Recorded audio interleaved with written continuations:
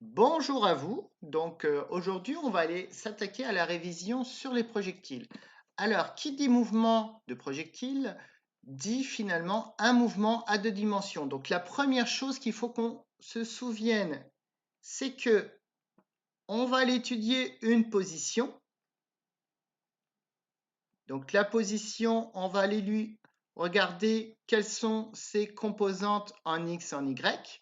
On va aller regarder une vitesse qui va elle aussi posséder une composante en X et en Y, et on va regarder une accélération qui va aussi posséder une composante en X et en Y. Donc ça, vous devez savoir finalement comment passer des coordonnées polaires à des coordonnées cartésiennes et comment passer des coordonnées cartésiennes à des coordonnées polaires. Donc petit rappel, vous utilisez finalement Pythagore et vous utilisez aussi la formule SOHCAHTOA pour aller passer de l'un à l'autre. Maintenant qu'on se rappelle que les projectiles sont à deux dimensions, qu'est-ce qu'il faut voir au niveau du mouvement? On va regarder le mouvement en X et le mouvement en Y. Alors le mouvement en X, c'est le mouvement le plus simple. C'est un mouvement qui est un mouvement MRU, donc mouvement rectiligne uniforme.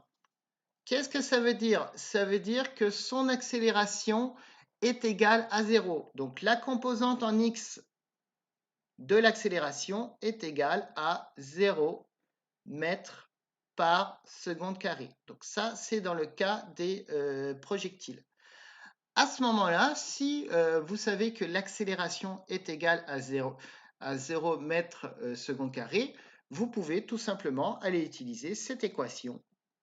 Donc la position finale va être égale à la position d'origine plus la vitesse fois le temps. Voilà la seule équation de la cinématique que vous allez utiliser en X. Maintenant, au contraire, au contraire, en Y, quel type de mouvement on a? Nous avons un mouvement MRUA, donc un mouvement rectiligne uniformément accéléré. Donc, est-ce qu'on connaît l'accélération en Y? Tout à fait, puisque en Y, on considère qu'il n'y a seulement que le poids dans le cas d'un projectile, et donc l'accélération en Y va être égale à moins 9,8 mètres par seconde carrée. Donc c'est la pesanteur. Quand vous avez une accélération qui est constante, quelles sont les équations que vous pouvez utiliser?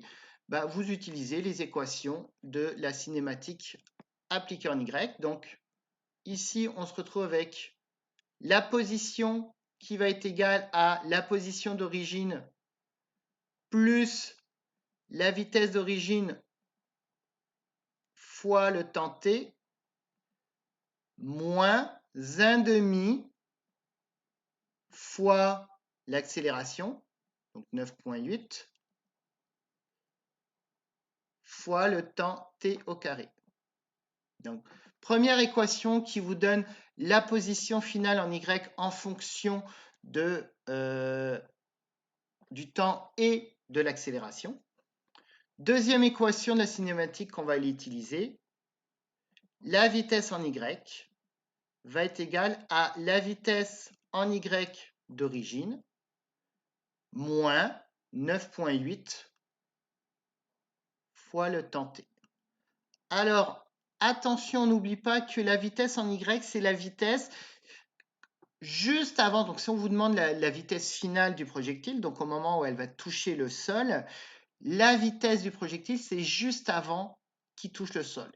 Et donc, la vitesse en Y n'est pas égale à 0 si on vous demande la vitesse au moment où il touche le sol. Enfin, avec ces deux équations, on en a vu deux autres que vous pouvez utiliser. La position en Y est égale à la position en Y d'origine, plus la vitesse moyenne. Donc, comment on calcule la vitesse moyenne? On fait 1/2 de la vitesse finale plus la vitesse d'origine. Donc ça, c'est notre vitesse moyenne dans le cas d'un mouvement MRUA fois le temps t. Et enfin, dernières équations qu'on peut aller utiliser, c'est la vitesse au carré. Donc la vitesse finale au carré va être égale à la vitesse d'origine au carré plus 2 fois moins 9,8, l'accélération, et vous regardez finalement le déplacement en y, donc delta y. Voilà les 4 équations que vous pouvez aller utiliser en y. Donc on a une équation en x qui est la position est égale à la position d'origine plus la vitesse fois le temps t, et les 4 équations de la cinématique en y. Ce qu'on n'oublie pas pour les projectiles, c'est on se rappelle de quelques valeurs intéressantes. Donc vous connaissez l'accélération et vous connaissez aussi la vitesse au sommet, la vitesse en y qui à ce moment-là est égale à 0. Donc, voilà ce que vous devez savoir pour les projectiles.